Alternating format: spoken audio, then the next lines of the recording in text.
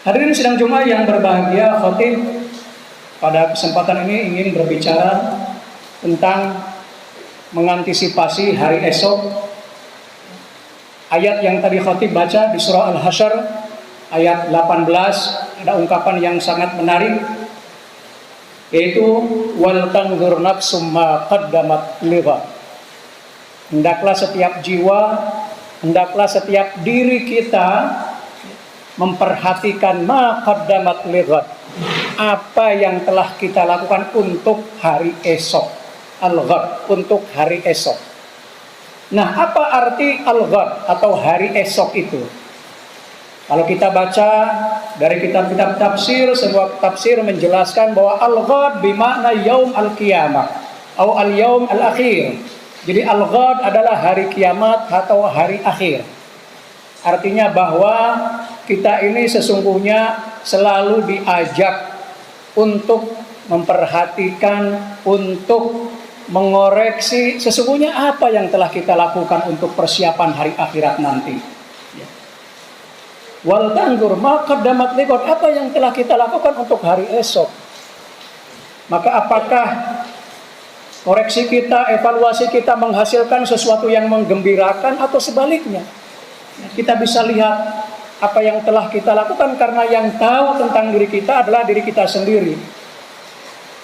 Maka dengan koreksi, dengan muhasabah, kita akan tahu apakah misalnya amalan kita cenderung lebih berat kepada kebaikan atau sebaliknya lebih besar keburukannya, atau mungkin separuh-separuh, baik buruk sama, timbangannya sama.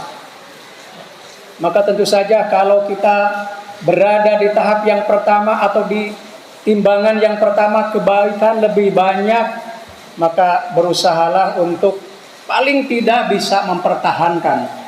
Syukur-syukur bisa meningkatkan lagi sehingga lebih banyak lagi. Nah, yang bahaya adalah kalau timbangan kita misalnya selama ini lebih banyak keburukannya, maka segeralah kita berusaha untuk memperbaikinya. Ini adalah akhir tahun, Desember adalah akhir tahun, saatnya kita mengevaluasi, memuhasabah diri. Sudah sejauh mana apa yang telah kita lakukan.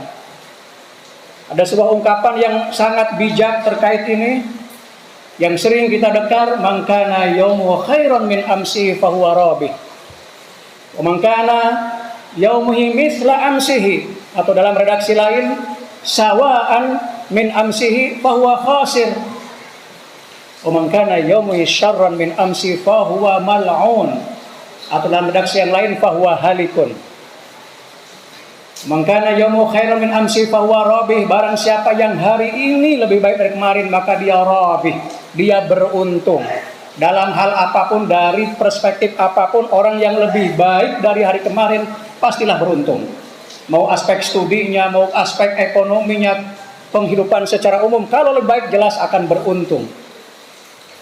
Tapi kalau yang kedua, yang ketiga, mangkana yaumu sawaan atau mithla amsihi, barang siapa yang hari ini sama saja dengan hari kemarin, itu disebutnya khasir, rugi. Jadi level sama saja dengan kemarin itu disebutnya rugi. Kenapa rugi?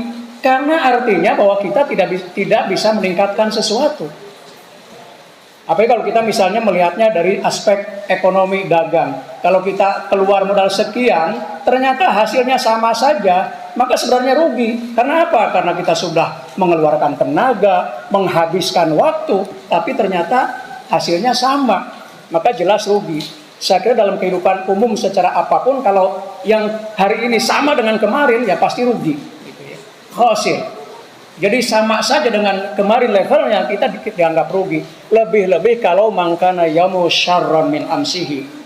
Lebih-lebih kalau yang kemarin atau hari ini lebih buruk. Istilahnya satu mal'un, satu halikun.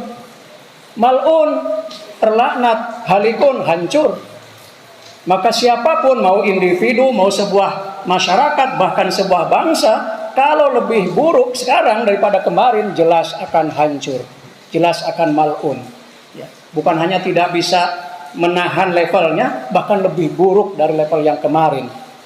Karena itu selalu di akhir tahun ini kita renungi apa sesungguhnya yang telah kita lakukan, baik sebagai individu pada level keluarga, syukur-syukur bisa pada level yang lebih luas lagi, masyarakat sekitar, bangsa dan negara. Hari ini sedang Jumat yang berbahagia, tetapi menurut saya kata al-ghad, besok, juga bisa dimaknai dalam konteks kekinian. God dalam pengertian hari esok bukan sebagai hari kiamat. Esok yang betul-betul hari esok, artinya apa?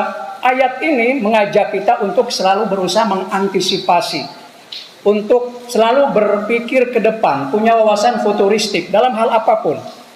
Indikatornya apa? Punya wawasan ke depan, selalu mempertimbangkan apapun, ya, apakah misalnya terkait tindakan, selalu kita mempertimbangkan apakah tindakan kita itu akan mendatangkan sesuatu yang baik atau yang buruk. Itu harus kita pertimbangkan dalam aktivitas belajar, aktivitas yang lain, atau kita misalnya sekarang aktivitas akademik atau masyarakat secara umum yang terbiasa hidup dengan medsos, tidak bisa lepas dari medsos, maka sebaiknya kita selalu punya antisipasi apakah misalnya postingan kita di medsos itu akan bernilai baik atau buruk, selalu punya pertimbangan. Ya. Maka sebelum memposting sesuatu, pertimbangkan baik dan buruknya. Karena apa? Karena kalau sudah terlepas, kalau tersebar di medsos, maka sulit sekali untuk mengubahnya. Dan itulah bahayanya jejak digital. Maka dengan kalimat selalu punya antisipasi, kita sebaiknya, yang katakanlah kalangan terpelajar, jangan mudah-mudah mengirim sesuatu yang tidak ada manfaatnya.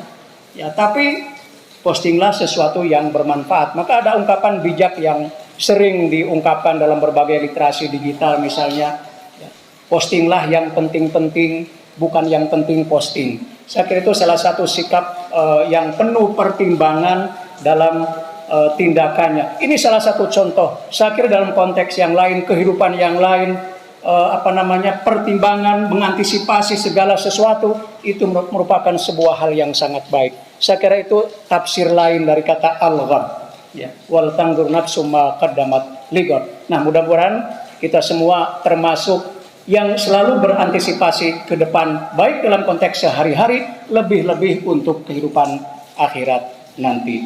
Barakallahu li wa lakum fil Qur'anil azim, wa nafa'ani wa iyyakum bima fihi minal ayati wa dzikril hakim, wa taqabbalallahu minni wa minkum tilawatahu innahu was-sami'ul 'alim.